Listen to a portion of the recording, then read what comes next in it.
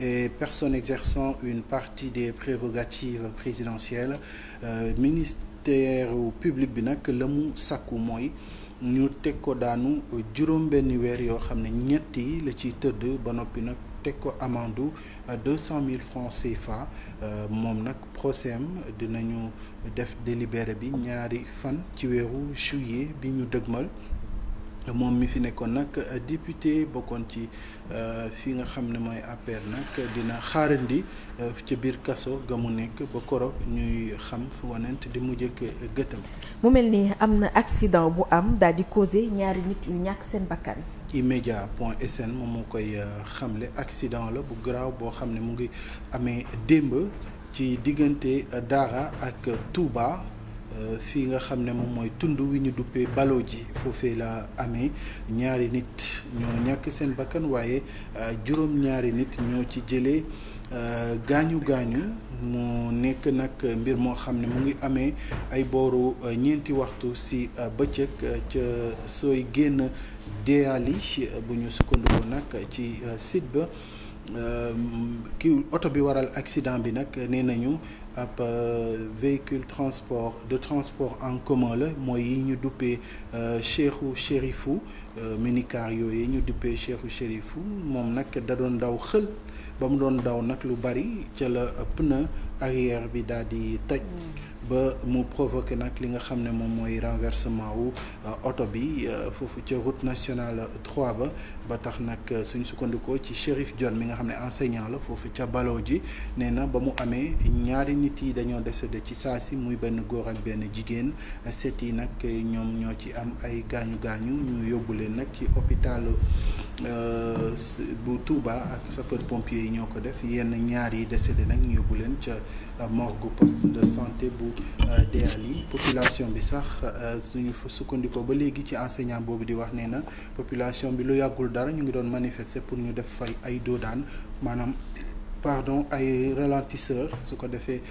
ñu wàññi accident yi ndax bërëb boobu jàpp nañu ne accident yi dafa bëri mu ngi féete nag ci 40 kilomètres de Dara ak 30 kilomètres de Touba mu nekk alerte boo xam ne ba mu amee gendarmerie wàcc na fa pour mën a xool ci yan circonstances la boobu accident dal di amee. fële ca Thiès mu mel ni am na cas de fuite d'épreuve non. waaw IGFM et demi mu nga xam ne dina ko tëdd kaso foofee ca Royaume-Uni li ñu koy toppee mooy dafa jiite embarcation de fortune maanaam ay yëpp ay nit ci gaal yóbbu leen ba ñu ñàkk ci seen bakkan mu amoon ñeent yu ñàkk seen bakkan si boobule gaal ñu daal di koy téye nag atte ko fas yéene ko tëj kaso li nga xam ne nag moom mooy procès bi dafa xaw a doy waar ndax ñi nga xam ne ñoom ñooy justice su Royaume-Uni donte jox nañ leen preuve mineur la 17 ans la am mais nanguwuñu tenir compte ci détail boobu noonu ba tax yenn kuréel yi xeex ak yelleef doomu aadama ak yeneen ONG yi ñoom génn nañu daal di manifester seen désaccord par rapport ak li nga xam ne moom moo am te di fàttali rek ne loolu ñoom mënuñu ko nangu ndax affaire bi aussi coow lii dafa am ñaari façon yuñ ko daanaka mën a jàngatee ndax ba léegi journal bi la muy xamle mooy beneen procès ci boobule mbir tijji nañ ko ca France 17 juin bi ñu nekk ca Boulogne-sur-Mer procès boobee nag juróom-ñeenti nit yoo xam ne ay passeurs lañu ñi tëgg ay voyages clandestins yi ñoom lañ fay jugé te ñooñu noonu la ñu jàpp ne ñoom ñoo tax ba xale doomu Sénégal boobee mu daanaka nekk ci mbir mi ñoom nag la ñu leen di toppee mooy dañoo tëgg voyage boobu ba pare am ay ndaw yoo xam ne dañ leen imposer ñu daal di jiite yooyu les voyages sénégalais bi ñu jàpp sax moom tam bañ ko laajee loolu la wax ne dañu ko contraindre pour mu mën a jiite gaal boobu noonu tey jii nag moom moo ne ci jafe-jafe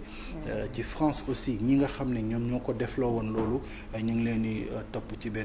même procès boobu. dafa rafet mu koy wax quoi. léegi nœud de papillon bi.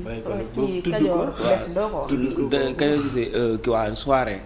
soirée sénégalaise. yow ku yàgg. gars yi moom lañ may. yow ku yàgg nga yow Pape Malick. Alors ñu rebondir un peu par rapport à la toute dernière information sénégalais bi nga xamante ni dafa impliqué wu dans la mort de 4 migrants fële ca Royaume-Uni ñu condamné ko à 9 ans de prison. waaw boo xoolee li ci dommage mooy moom mi sax victime la parce que moom migrant la aussi c'est-à-dire c'est un voyageur clandestin donc moom mu ngi nekk ci situation boo xam ne mu ngi doon bëgg a voyager comme ndaw yi fi jógee di dem rek benn moment ñi nga xam ne ñoom ñoo tëgg voyage yi ñoo yokkalante bi rek balaa ñoo yegg fu ñu jëm ñoom mooy deuxième procès bi may wax. ñoom ñoo leen contraindre pour ñoom ñu yóbbu gaal yooyu noonu donc yow mi nga xam ne da nga demoon pour voyager tem nga ci benn niveau bi pour mën a yegg ñeneen tëggaat ñu ngi koy tooñ donc luñ ci mën a activer ñu activer ko pour que mu am adoucissement par rapport à ce procès-là. 9 ans de prison moom c'est beaucoup alors voilà. Je vais faire un peu la comparaison li ma si jàng rek mooy que justice du Sénégal quand même am nañu tolérance sur beaucoup de choses parce que barki Demba Ndiaye ki fi tëggoon voyage Mbour bi nga xamante ni y a eu combien de morts kooku ñu ngi ko tëj je pense 3 ans kii 4 morts ñu tëj ko 9 ans quand même 7 ans 7 ans de prison 7 ans de prison je pense que 3 ans la 7 ans de prison ok mais am nañu ñu tëj 3 ans am nañu tëj 3 ans mais moom 7 ans lañu ko tëj. moom 7 ans lañu ko tëj. moom dañu doon wax naan kii raqu kii la raqu. mais xam nga lu tax yow nga ne 3 ans en fait loolu ça équivaut à kii parce que ñi mu collaborer ñooñu lañ tëj 3 ans yi. ak ok la am. moom 17 ans la. waaw mën nga am par exemple. au moment des faits. voilà exactement genre parfois dafay am. au moment des faits nga nekk mineur. après ñu la jugé nga nekk majeur. foofu tamit juge bi moom mooy apprécier moom voilà yow nan la lay jugé ak tamit nan lañ lay benn prison lañ lay yóbbu donc peut-être je ne sais pas peut-être dafa tenir compte parce que man j'ai pas suivi le dossier mais peut-être dafa tenir compte de ça mais xam naa ne daal bon dans tous les pays ak ratifié nañu li nga xamante ne moom moo di comment dire charte de l'enfance nga xamante ne pays yëpp ci àdduna bi ñu bokk ci ONU yëpp la rattaché UNICEF di koy coordonné ñooñu dañuy obligé di tenir compte aux droits des enfants nga xamante ne xale bi su fekkee dafa def infraction dafa am fu ñu koy jugé prison bu ñu koy yóbbu tamit duñ koy yóbbu n'importe quelle prison te loolu ay prérogatives bu enfant parce que comme sénégalais la j'espère que comme Kajoor Cissé lu mu wax bon état sénégal dina si taxaw parce que moi je me rappelle il y a en 2019 y avait un sénégalais boo xamante ne da doon dawal Italie Brescia da doon bus la doon dawal mais chauffeur bus la woon quoi mais doon yóbbu ay élèves mais élèves yi ay 4 ans la ñu am 5 ans et tout et cetera mais mu dawal bis bu mbëkk bo je pense xaw ma 4 xaw ma 3 gosses daal ci décédé mais après dañu ko jugé mais état Sénégal def na ay si jéego ba après bon ba mujj mu am tolérance je pense donc mën nañ ci dara waaw je pense que bon xam nga moom gars yi surtout nga nekk noir moom day xaw a compliqué waaw mais bon peut-être Angleterre nañ si am tolérance parce que ñooñu tamit bon y a beaucoup de noirs yu nekk foofu. fële ca Thiès cas de fuite d'épreuve d'examen yaakaar naa ni c'est pas la première fois muy am loolu yàgg naa am. mu ngi noonu en fait mooy li ñuy wax rek après à la fin dañuy évoquer waat la sécurisation parce que man foofu noonu fi may intervenir du gudd te benn ponk rek la maanaam. Proximité bi am léegi entre les élèves et les enseignants wala entre les élèves et les professeurs loolu en tout cas c'est un des facteurs yoo xam ne dafay faciliter ces fuites là yoo xam ne moom mooy am les élèves sont voilà dañu ñeme seen profil man su ma fàttali ko man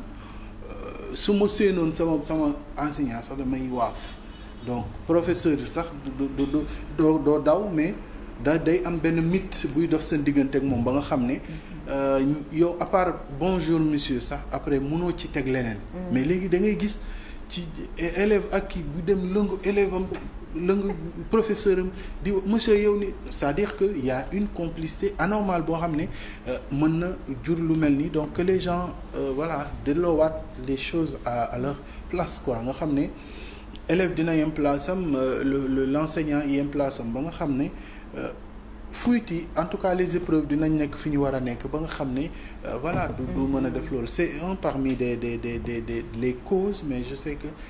c'est une cause boo xam ne voilà il y a d'autres mais boobu noonu man moo ma gën a frappé moo ma choqué la complicité entre les enseignants. bon manque de professionnalisme rek nit moom da ngay professionnel soo nekkee ci milieu di liggéey da nga xam ne milieu boobu da nga fa nekk pour liggéey mais am na ñoo xamante ne tamit bon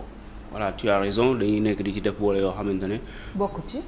bokk ci di tutoyer les élèves di la tutoyer nga nekk ci groupe WhatsApp parfois di nekk foofu di kaf di ree mel ne te maître moom wala professeur warul bokk ci groupe WhatsApp warul bokk ci groupe WhatsApp bu élève xam nga ne am na ñoo xam ne ñu nekk ci ay groupe WhatsApp di nekk foofu di wax yu ñàkk fayda ak yu ma xamul te loolu day indi proximité comme li muy wax mais man je suis contre que ñi nga xamante ne par exemple dañuy parce que aujourd'hui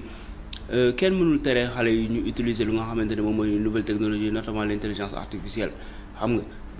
bon bien que dafay andi affaire paresse et tout mais kenn mënul leen ko tere am na ay ku soom ne que exercice ak leen am na ay points yoo xamante ne ay points yu positifs yoo xamante ne daf koy joxe mais quant à boobu élève bi def benn affaire ñu ne yóbbu nañu ko commissariat pour mën loolu tamit c'est dur xam nga bu fekkee def na faute wala yaayu fraude quelque chose comme ça mais école bi am na conseil de discipline bi ñu réunir xam nga sanctionner élève bi bu ko defee sax peut-être 2 ans wala je sais pas 3 ans ba mu jàng après bu bàyyee jàng moom moo xam mais quant à yóbbu ay police ak naan lañ leen enquête ak ay tëj prison ak yooyu pour mën tamit voilà du solution xale boo xamante ne mineur adolescent la xamul dara dans la vie nga jàpp ko di koy yóbbu police naan da nga koy enquête pour mën loolu conseil de discipline nañ ci yam ñu enquête les enfants conseil de discipline ça sert à ça bu fekkee il y a benn truc bu nga xamante ni c'est anormal dans l'école ñu woote parents d'élèves yi les élèves am nañu représentant maîtres yi tamit am nañu ñu toog et puis ñu discuter ñu enquête ko xam nga bay def benn commission restreinte boo xamante ne dinañ xam après ñoom ñu tirer seeni conclusion mais fii nii on l'avait fait ci étudiants yi nga xamante ne mooy ñoom kii Touré mooy waajoo ñoom tamit politique léegi dama ko j'ai oublié son nom moom ñoo defoon nañ ko ak yeneen collègue am ñu conseil de discipline UCAD mooy bu ñu doon dox dañu doon jiiñ dañu doon def ay grève ak affaire yooyu noonu ñu dàq leen xam nga am na ñoo xam sax je pense revenir nañ mais am na ñoo xamante ne après dañoo continuer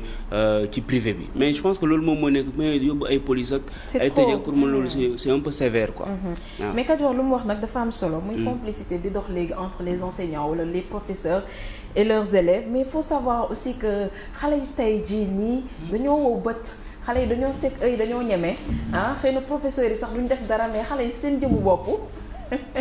ñoom ñooy mettre barrière am na loo xam ne sama kanam bii nii su ma la ko tijjiwul am na loo xamante ni nag ñoom mënuñu ci dara xale yi dañoo ci lan lañ mënul dara xale yi léegi dañoo ñeme dañoo audacieux waaw mais c'est-à-dire wow bët xamoo wi sekk ay non mais dama comprendre foo bëgg a waxee quoi li ma bëgg a waxee mooy que xale yi léegi dañoo précoce dañuy jàppee seen prof yi comme seen ay moroom mais pourquoi ñuy jàppee seen prof yi comme ay moroom mais parce que jamono moo tollu foofu Pape non jamono tollul foofu de si jamono moo tollu foofu nee nañ am na benn adage olof buy wax ne mais am na prof yoo xamante ni soo diñ dañuy def professionnel bi dañuy ñëw ci classe jàng lu ñuy jàngale dem ñibbi seen kër comprendre nga mais nag bon aujourd'hui peut-être moyenne d'âge professeurs yi tamit dafa wàcc loolu tamit saa jour nga xamante ne moroom am na diggante élève ak professeur par contre man il y a des attitudes yoo xam ne man mën naa comprendre loolu mais pas li ñuy def nii yenn conflit parce que j'ai vu des professeurs des enseignants moi je peux citer l'exemple de mon professeur de mon enseignant de CM2 ko du ma mën sa fàtte Salif Koli la tudd defe naa présentement dernièrement maa ngi ko dégg côté Mbour il est de Ebinako mais il a servi à Diembéring j'étais à l'école primaire donc moom defe naa moom moo nekkoon première affectation am foofu noonu mais voilà un enseignant boo xam ne c'est-à-dire que ñun ñemewuñu ko woon de mais moom de loin en fait il avait fini de faire une lecture de la situation des comportements de tous les élèves ba nga xam ne individuellement chaque ku nekk daf lay topp j'ai eu un exemple kenn koo xam ne moom il a décelé que ne en fait le gars su wàccee du lekk te loolu observation moom moo ko may parce que moment bi ñuy jël pause pour dem añi kooku ay parents am dañuy dem liggéey dañuy dem àll ba te moom mënul toggal boppam day obligé soit mu dem ci kër voisins yi lekk te kersa bi mu am parfois du dem day dem toog seen kër du lekk ba ngoon mu dellu siwaat moom observation moo tax ba mu xam ne kooku loolu lay dund. ba finalement su pause jotee parce que y avait une cité des enseignants y a ba léegi mu ngi foofu daf koy jël mu yóbbu ko. mu dem añ après mu ñëwaat te taxul mu am benn affinité bi ak moom c'est juste que xam na voilà foofu laay waxee nag donc il y a des exemples boobu laa lay jox pour dire keneen aussi am na beneen nu mu ko defalee monsieur Coly vraiment dama koy saluer vraiment c'est quelqu'un boo xam donc comportement yooyu noonu voilà dafa tumuranke loolooy wax ci il pose des actes yu humains yu bëri yoo xam ne pourtant te du tax mu am affinité non mais loolu moom du ñàkk am na ay prof yoo xamante ne man mii mën naa raconter benn professeur boo xamante ne professeur français la madame Touré la tuddoon mais kooku dafa mënoon ñàngal ba nga xamante ne mais après fin d'année si la trouvé ni mais madame bi elle est gentille quoi mais presque ñi nga xamante ne mais nous même moi sax man ci laa bokkoon un peu parce que elle était sévère quoi pour tout le monde la déteste tout le monde la détesté en fait détestation bi sax mooy adolescent détestation bi sax da nga naan boo je la déteste et tout parce que rigueur bi moom moo métti mais après par exemple aujourd'hui moom du ma wax ne non ñun Salif Coly nga doon dóoree xoolal non pas ay dóor parce que boobu collège ñun boobu collège la woon quoi parce que collège donc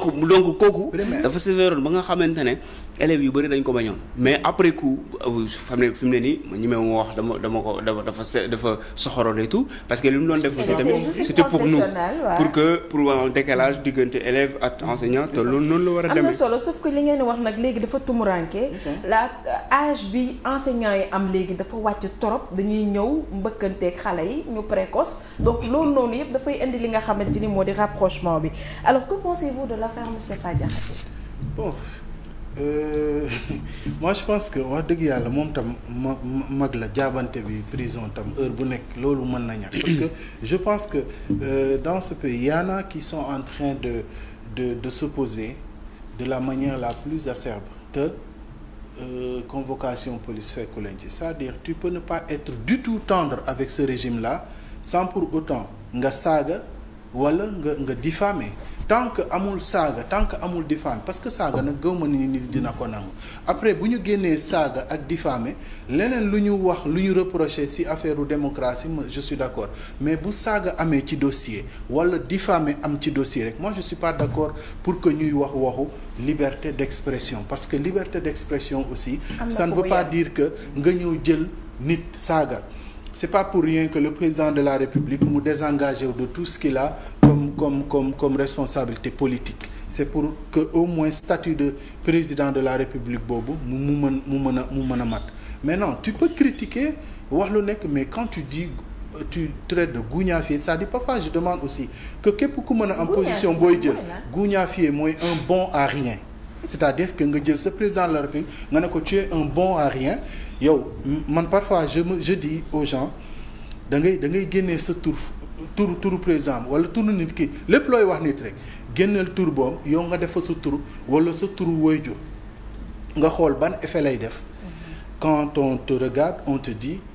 tu es un bon à rien man de loolu ku ma ko wax bu boobaa voilà maintenant nag nit ñi dañuy bàyyi propos boobu loolu foofu nag laay liwee parce que quand les gens parlent non dafa critiquer affaire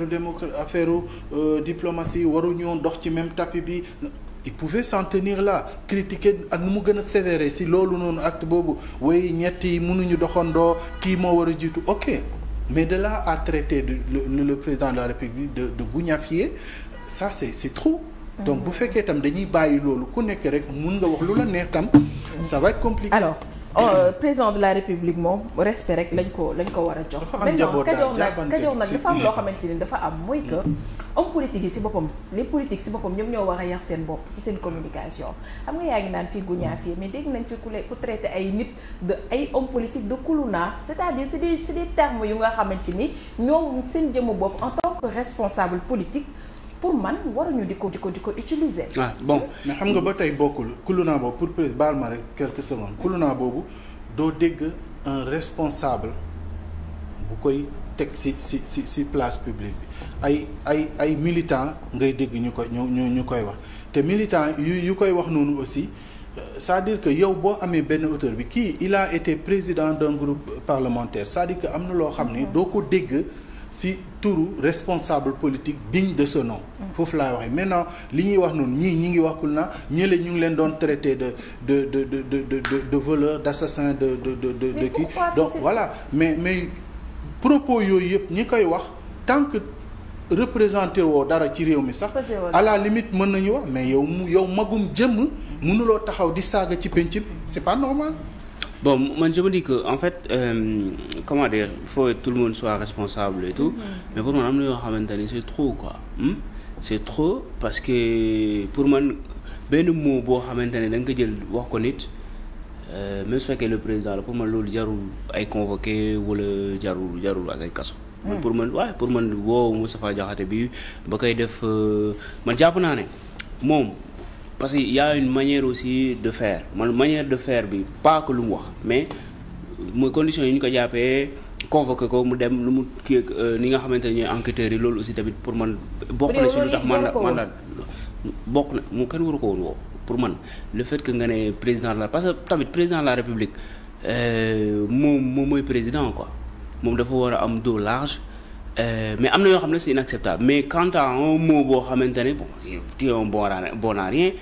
le président je ne pense pas que lui il est un bon à rien xam nga pour man loolu dafay dañu sacral au Sénégal dañu sacraliser lu nga xamante ne moom mooy président même bu fekkee parce que on est en politique mais il y a les hommes politiques yi fi nekk ne yi nekk au pouvoir mais amul ils ont wax nañ ay mots yu gën a grave yoo xamante ne kenn jàpp leen si